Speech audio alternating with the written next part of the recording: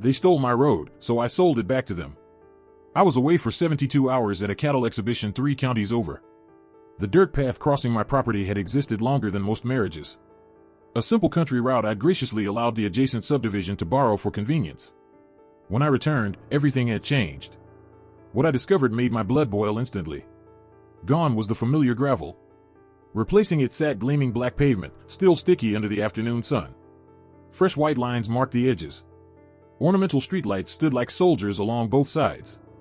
My humble farm road had been transformed into their personal parkway. No phone call preceded this. No permission sought. Just one passive-aggressive notice stuck to my fence post. It read something about aesthetic community improvements benefiting everyone nearby. Everyone? I don't live in their neighborhood. Here's what they apparently forgot to research. My property spans 53 acres of working agricultural land. Their cookie-cutter development backs directly against my eastern boundary. Their perfect lawns mock the honest dirt that feeds this country. Meanwhile, my spread features actual livestock, working equipment, and that road cutting straight through the center. 3 years prior, their association chairman practically begged for access privileges.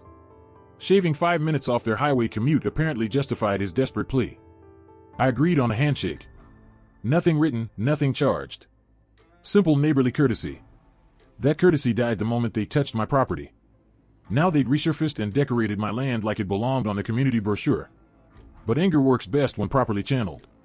While their construction crews were busy playing landscape architects, they overlooked something critical. That road sits entirely on deeded private property. Mine. That same evening, I retrieved a massive livestock barrier from storage. My tractor hauled it into position. By dawn, a 10-foot steel wall sealed their precious shortcut forever. Heavy padlocks ensured nobody would be removing it easily.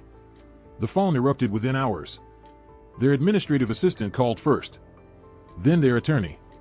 Demands flew about removing the obstruction immediately. I calmly explained they'd committed trespassing and property destruction. Their detour options now existed elsewhere.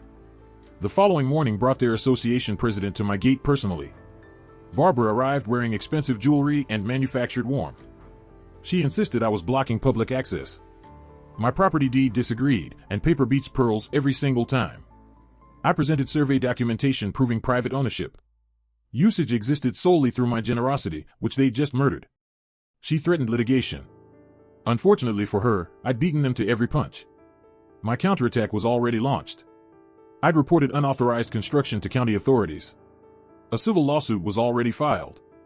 Drone footage showing their unauthorized improvements traveled to 3 local television stations, alongside my story of suburban overreach against rural property rights. By day 3, their own residents revolted. Not against me. Against their leadership. That beloved 5-minute convenience had become 25 minutes of frustration. Angry homeowners demanded accountability from those who created this disaster. Within the week, their entire board surrendered. They proposed removing everything and restoring original conditions, plus substantial compensation. I rejected their offer. Instead, I presented my counterproposal. They could maintain their fancy boulevard if they signed a monthly lease agreement. $4,000. Every 30 days. Miss one payment, and the barrier returns permanently. They signed immediately. What alternative existed? Now their check arrives monthly without fail.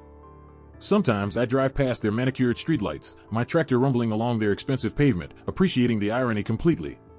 Their community improvement project became the costliest convenience fee this region has ever witnessed. If stories about rural justice and neighborhood conflicts resonate with you, drop a like and subscribe to Winds of Thought for more unexpected tales that prove patience rewards those who wait.